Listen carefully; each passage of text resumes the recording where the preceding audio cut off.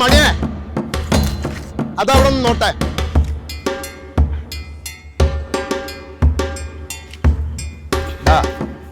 എന്റെ സ്ഥലം ശരിക്കും ഇവിടം വരെ ഉണ്ട്. പിന്നെ നീ ഇതിൽ പൊക്കോട്ടെ എന്ന് വെച്ച് ഞാൻ തടസ്സപ്പെടുത്തില്ല എന്ന് മാത്രം. ഞാൻ ഈ സ്ഥലം മൊത്തത്തിൽ കൊടുക്കാൻ പോവുക. അപ്പം നിന്റെ പോക്കുവരും ഇതിലെ മുടങ്ങും. നിനക്ക് പിന്നെ ആ പാടത്തോടെ വന്നാലും അങ്ങോട്ട് കയറാലോ. ഹലോ, ആ മറ്റന്നാ തന്നെ കല്ലെറുക്കിക്കോ. വേഗം മതിരി കെട്ടാനുള്ളതാ. ഓക്കെ.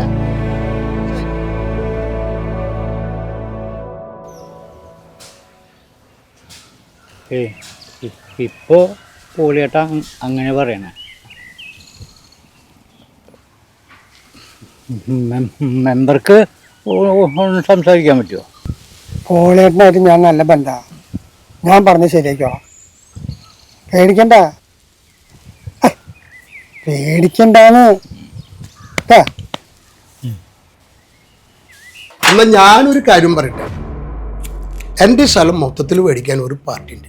അവർക്കൊരു 55 സെന്റ് സ്ഥലം വേണം. എൻ്റെ 45 സെന്റ് സ്ഥലം മണിയിൽ 10-16 സെന്റ് സ്ഥലം കൂടി കൂട്ടിയ 1.5 കോടിയുടെ കച്ചവടം നടക്കണത്. അല്ല, മണി ഭയങ്കര വിഷമത്തിലാണ് എന്നോട് പറഞ്ഞതേ. മാർക്ക് സംഗതി അവൻ്റെ സ്ഥലം തന്നെയാണ്.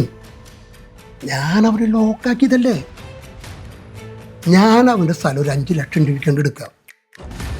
താൻ അവൻ്റെ കാര്യം ശരിയാക്കി തന്ന നല്ലൊരു കമ്മീഷൻ അങ്ങോട്ട് തരും. എന്നാ ചെല്ല്.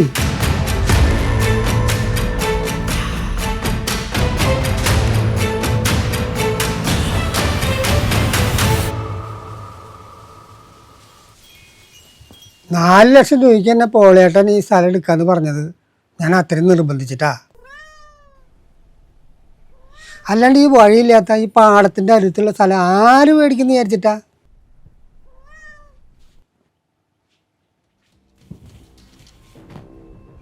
അതെ, 2 ലക്ഷം രൂപ കൊടുത്താൽ വാടകയില്ലാണ്ട് താമസിക്കാനുള്ള സൗകര്യം ഞാൻ ഉണ്ടാക്കി തരാം. സ്ഥലം ഇവിടെ തന്നെയാണ്. പിന്നെ ബാക്കി 2 ലക്ഷം രൂപ കയ്യിലിരിക്കല്ലേ, അതുപോലെ ജീവിക്കാൻ.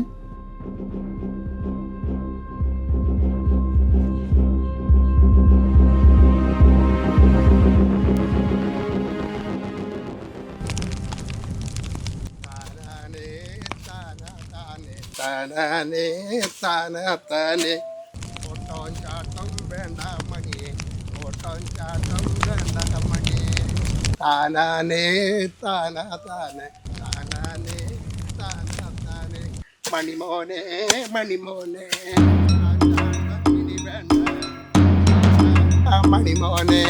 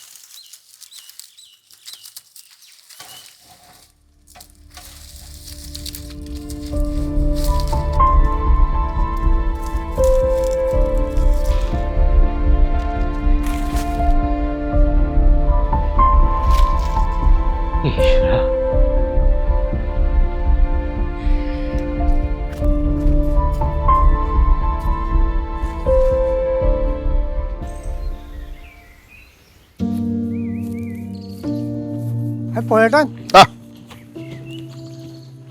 എന്താ പെട്ടെന്നൊരു തലകറക്കം, പ്രഷറിന്റെ. ഡോക്ടർ പറഞ്ഞു ഒന്ന് റെസ്റ്റ് എടുത്തിരിക്കാൻ. എന്തായാലും ഇപ്പൊ ഈ സ്ഥലം കൊടുക്കാൻ പോകണല്ലോ, ഇങ്ങോട്ടുള്ള വരവ് ഒഴിവാക്കാലോ. മറ്റേ സ്ഥലത്തിന്റെ ആൾക്കാർ വിളിച്ചിട്ടുണ്ടായിരുന്നുട്ടാ. മണി ഒന്നും കൂടെ വന്നാൽ.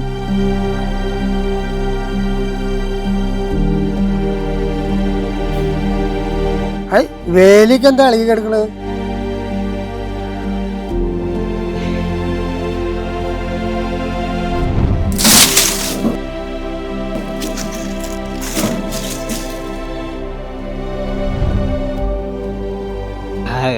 അസുഖമൊക്കെ മാറിയില്ലേ? അസുഖമൊക്കെ മാറി. താമസിക്കാൻ വേറെ വീട് നോക്കി വെച്ചിട്ടുണ്ടാ. ഈ സ്ഥലത്തിന്റെ കച്ചവടം അടുത്ത ആഴ്ച നടക്കും.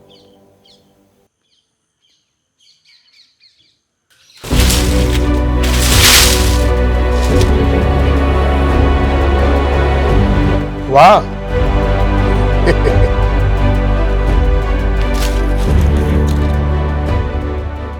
ഈ മണിയില്ലെങ്കിൽ ഇന്ന് പോണില്ല. നിന്നെ പോലെ നിന്റെ അയൽക്കാരി സ്നേഹിക്കണമെന്ന് ഞാനും പഠിച്ചിട്ടുണ്ട്. പക്ഷെ ഏതോ ഒരു നിമിഷത്തിൽ ഞാനത് മറന്നു പ്രവർത്തിച്ചു. മാപ്പാക്കണം കർത്താവേ.